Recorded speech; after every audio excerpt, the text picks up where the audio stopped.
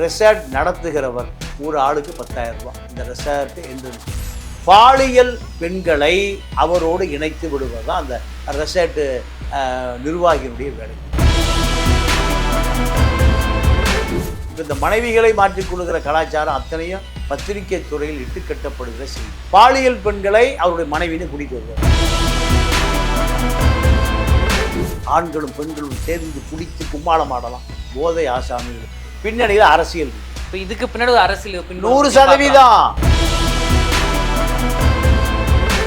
அவன் அங்கே ஆரம்பிக்கும் போதே போய் அந்த area inspector AC DC sir நாங்கள் ரெசார்ட் நடத்த போகிறோம், உங்களுக்கு எவ்வளோ, உங்கள் பேமெண்ட் எவ்வளோ சார், இந்த பக்கமே வந்துடாதீங்க. நான் இப்போ மட்டும் போயிருக்கீங்க. இப்போ மட்டும் போயிருக்கேன். இப்போ மட்டும் ஏன் போனாங்கன்னா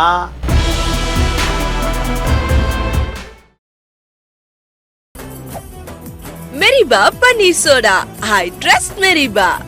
உலகெங்கிலும் உள்ள கிங் டிவி சொந்தங்கள் அனைவருக்கும் வணக்கம். இன்று நம் நேர்காணலுடன் இணைந்திருக்கும் சிறப்பு விருந்தினர் மூத்த பத்திரிகையாளர் திரு தமிழா பாண்டியன் அவர்கள்.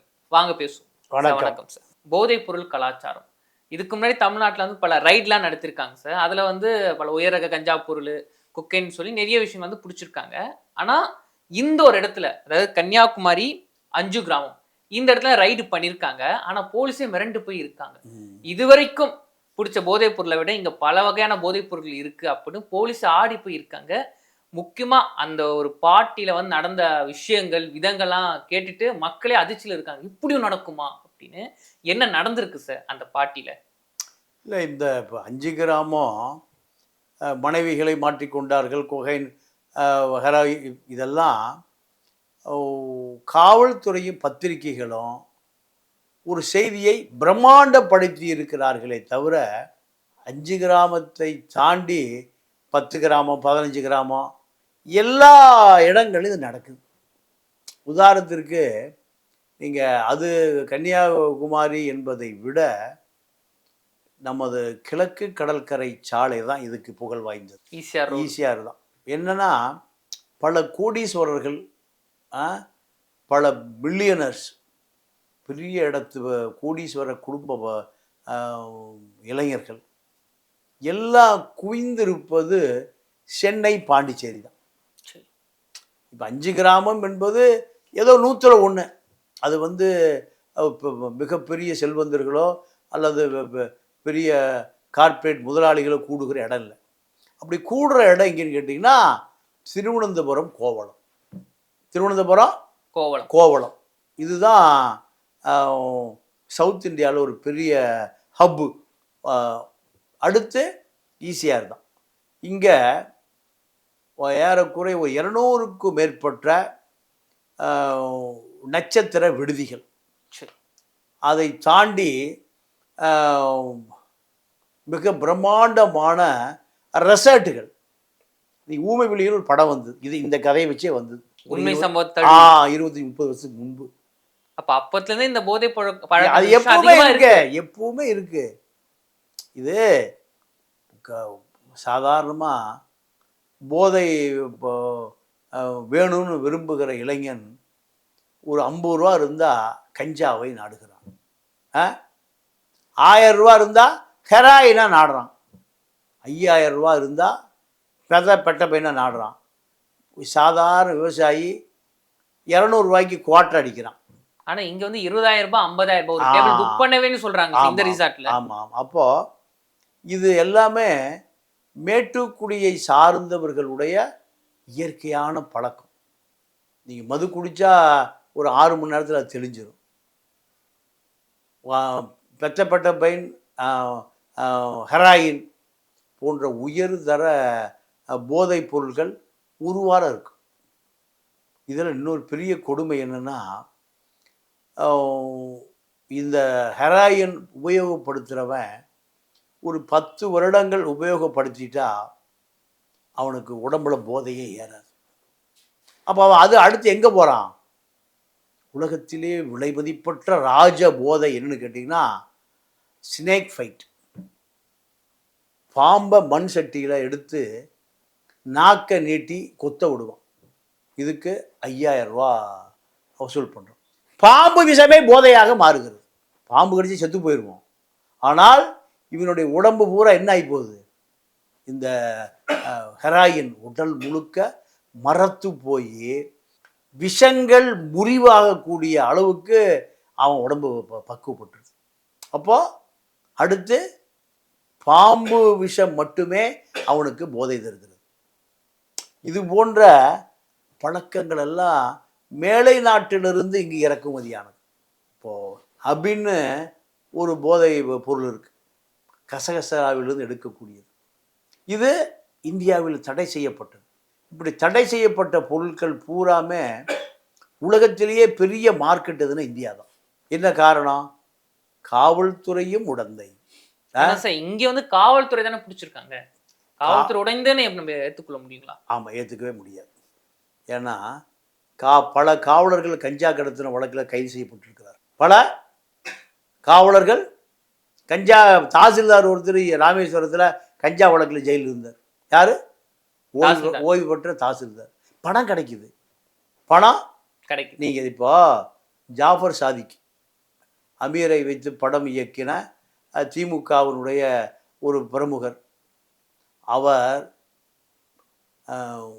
பல கோடிகள் பெருமானம் உள்ள போதைப் பொருளை ஆஸ்திரேலியாவுக்கு கடத்துறார். டெல்லியில் அலுவலகம் வைத்து டெல்லியில் தொழிற்சாலை வச்சு கடத்துறாரு. அப்போ காவல்துறை எங்கே போச்சு? பல வருடங்களாக பண்ணுறாரு. ஆஸ்திரேலியா புலனாய்வு பிரிவு ஆஸ்திரேலியாவில் கண்டுபிடிச்சி டெல்லியில் செக் பண்ணுங்கயாங்கிறாங்க. டெல்லியில் ஆஸ்திரேலியாவிலிருந்து வந்த தகவலின் அடிப்படையில் டெல்லியில் போய் அவருடைய தொழிற்சாலையை சோதனை செய்கிற பொழுது தான் அவர் மாட்டுறாரு. இப்போ நம்ம போலீஸ் எங்கே போச்சு? எனக்கு தெரிஞ்சு போலீஸ் நினைத்தால் 24 மணி நேரத்தில் இந்த போதை விற்பனையாளர்களை ஒடுக்க முடியும். நீங்கள் டிஜிபி சைலேந்திர பாபு ஒரு ப்ரெஸ் ரிலீஸ் கொடுத்தார். இந்த போதை கடத்துபவர்களுடைய வங்கி கணக்கை நாங்கள் மூடிச்சிட்டோம். வங்கி கணக்கையா மூடணும்? அவனுடைய கஞ்சா வியாபாரத்தை மூடணும். இது யார் கொடுத்த அறிக்கை? டிஜிபி சைலேந்திர பாபு. அப்போ காவல்துறைக்கு தெரியுது 2000 பேர் போதை வஸ்து வியாபாரம் செய்து கொண்டிருக்கிறாங்கிற தகவல் யாருக்கு தெரியுது? காவல்துறைக்கு தெரியும். ஆனா சார், அதே காவல்துறை இப்ப இந்த கேஸ்ல வந்து ஆளுங்களை புரிஞ்சு 8 பேர் அரெஸ்ட் பண்ணிருக்காங்க. அவங்க ஒரு அறிக்கையும் வெளியிடுறாங்க. கோகுல கிருஷ்ணன் என்பதான் வந்து முக்கியமான ஒரு குற்றவாளி. இந்த பார்ட்டி வந்து ஆர்கனைஸ் பண்ணவர். அவங்களோட மனைவி சௌமியா, வயசு 33 இருக்கும். இப்போ நீங்க சொன்னீங்க அந்த மனைவிகளை மாற்றி ஒரு கலாச்சாரம், அது இவங்க தான் ஆர்கனைஸ் பண்ணியிருக்காங்க, தூண்டுதலின் பேரை பண்ணியிருக்காங்க அப்படின்னு ஒரு 8 பேர் அரெஸ்ட் பண்ணியிருக்காங்களே. இது கஞ்சா வழக்கில் எனக்கு தெரிஞ்சு 80,000 இது வரைக்கும் அரெஸ்ட் பண்ணியிருக்காங்க. எவ்வளோ பேர்? 80,000 பேர். ஆமாம், இது வரைக்கும் ஒரு 30 சுதந்திரம் அடைந்ததுலேருந்து எவ்வளோ பேர்? 80,000 பேர். 80,000 பேர் கைது செய்யப்பட்டு. இது கணக்கில் வந்தது, வராதும் இருக்கலாம். அப்போ நீங்கள் திருடனாய் பார்த்து திருந்தாவிட்டால் திருட்டை ஒழிக்க முடியாது. இப்போ கஞ்சா மூட்டையே வந்துட்டு தான் இருக்கு. கஞ்சா மூட்டையே வந்துட்டு தான் இருக்கு. நீக்க மர கல்லூரி வளாகத்திலே கிடைக்குது. அப்போ காவல்துறைக்கு தெரியுமா தெரியாதா? காவல்துறைக்கு இந்த தகவல் தெரியுமா தெரியாதா?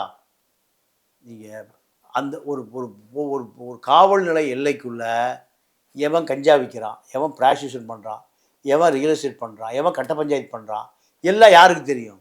காவல்துறைக்கு தெரியும் சொல்கிறீங்க. நான் மட்டும் சொல்லலை, உங்களுக்கும் தெரியாதா? காவல்துறைக்கு தெரியாமல் ஒரு அணு கூட அசையாது. காவல்துறை ஆய்வாளருக்கு தெரியாமல் அந்த காவல்துறை எல்லைக்குள்ள அணு கூட அசையாது. ஆனால் அவர்களுக்கு, அந்த போதை ஆசாமிகளுக்கு பின்னணியில் அரசியல் இருக்கு. இப்போ இதுக்கு பின்னாடி ஒரு அரசியல் 100% இருக்கலாம் சார். யாரா இருக்கா? நான் போய் வட்ட செயலாளர் பேர் இல்லாமல் சொல்ல முடியும்? அடிமட்டத்திலேருந்து அதுக்கு கனெக்ட் இருக்குன்னு மேலே வரைக்கும் இருக்கு. யார் அந்த சார்? இப்போ சைதா பட்டேல் பிடிச்சாங்கல்ல, அவன் ஒரு போதை வியாபாரி தான். அவர் யார் வீட்டில் இருந்தார்? யார் நெருக்கமாக இருந்தார்? மா சுப்பிரமணியனுக்கு நெருக்கமாக இருந்தார். அப்புறம் இப்படி இப்போ போலீஸ் பிடிப்பாங்க?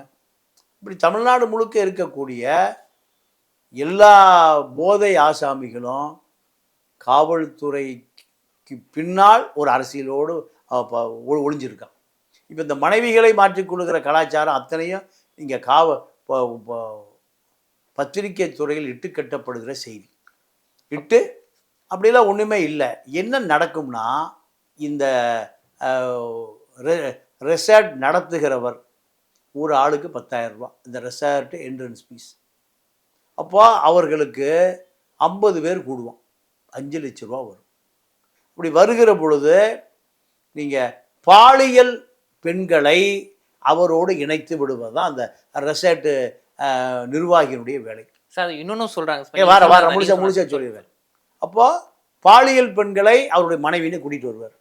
பொய் சொல்லி பொய்யா உண்மையில் அதெல்லாம் யார் போய் டெஸ்ட் பண்ண போகிறாங்க? டெஸ்ட்டாக பண்ண போகிறாங்க. என்னுடைய மனைவி முடிஞ்சு போச்சு, அவ்வளோதான். ரேஷன் கார்டை கொடு, தாசில்தார் ஆஃபீஸுக்கு போ, ஆதார், இதெல்லாமா பார்க்குறாங்க. ஒரு பெண்ணை நீங்கள் சில பார்களில் பெண்களுக்கு இலவசம், எது எவ்வளோ வேணால் குடிச்சிக்கலாம். ஏன் சார் பெண்களுக்கு முன்னுரிமையா? அப்போ தான் பெண்கள் அங்கே அதிகமாக வருவாங்க. எங்கே? பாருக்கு. ஆண்களுக்கு காசு. அப்போ ஆண்களும் பெண்களும் அங்கே இணைந்து கொள்வார்கள். அங்கே மேலே பாரில் ரெசார்ட் இருக்கும். ரெசார்ட் அறைகள் என்ன ஆகும்? நிரம்பி வழியும். ஒரு நவீன விபச்சாரம். இதெல்லாம் காலங்காலமாக இருக்கு. எத்தனை ஆண்டு காலமாக நான் சொல்ல,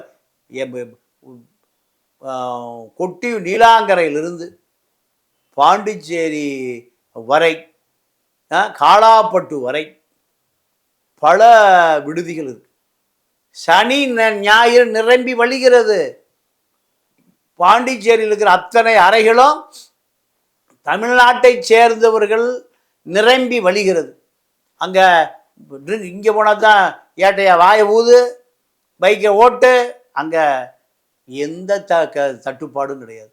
எவ்வளோ வேணால் குடிச்சிக்கலாம், ரோட்டில் விழுந்து கிடக்கலாம்.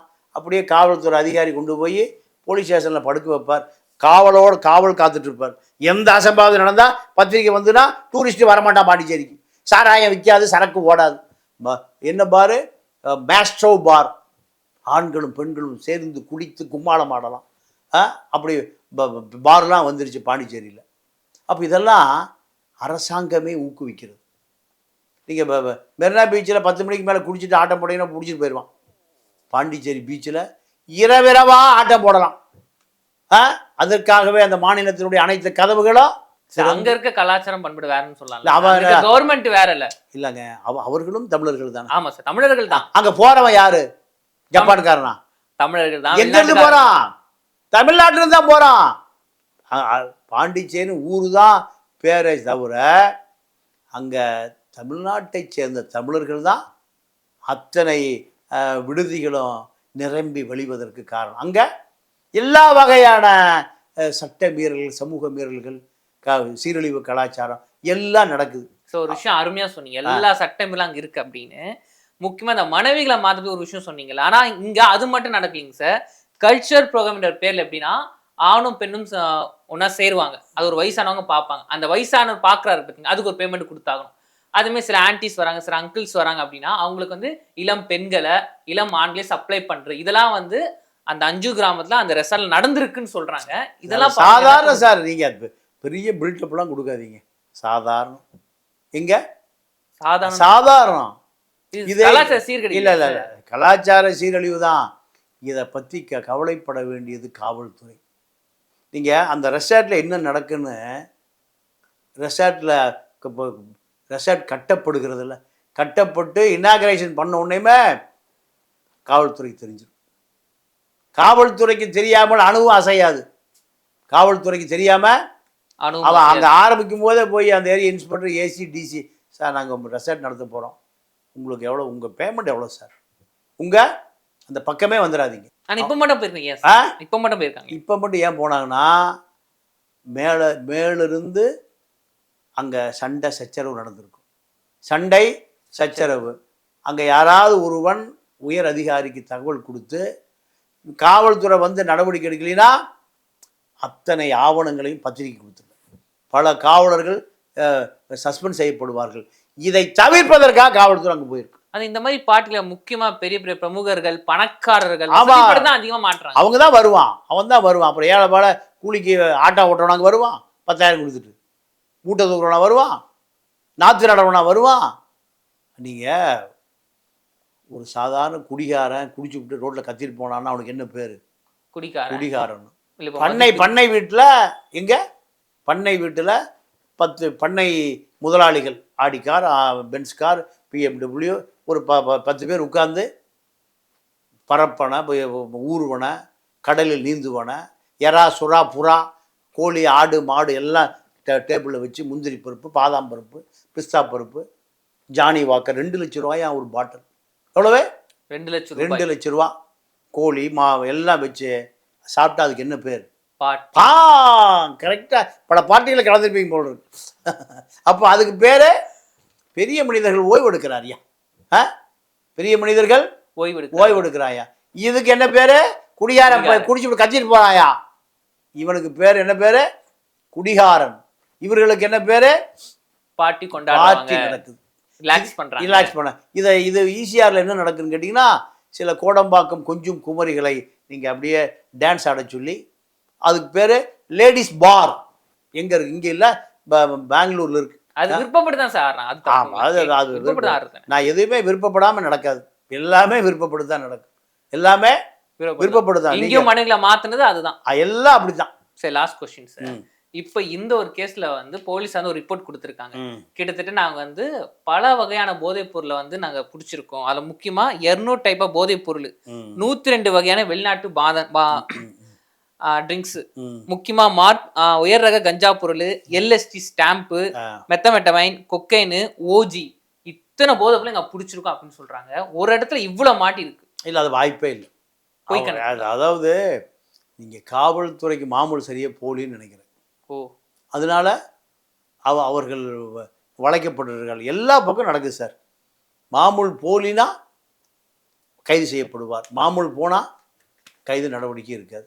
நீங்கள் காவல்துறை 2000 கஞ்சா விற்பனையாளருடைய வங்கி கணக்கை 2000 பேரை ஃபாலோ பண்ணி அவங்க வங்கி அக்கௌண்ட் எடுத்தார் டிஜிபி சைலேந்திர பாபு.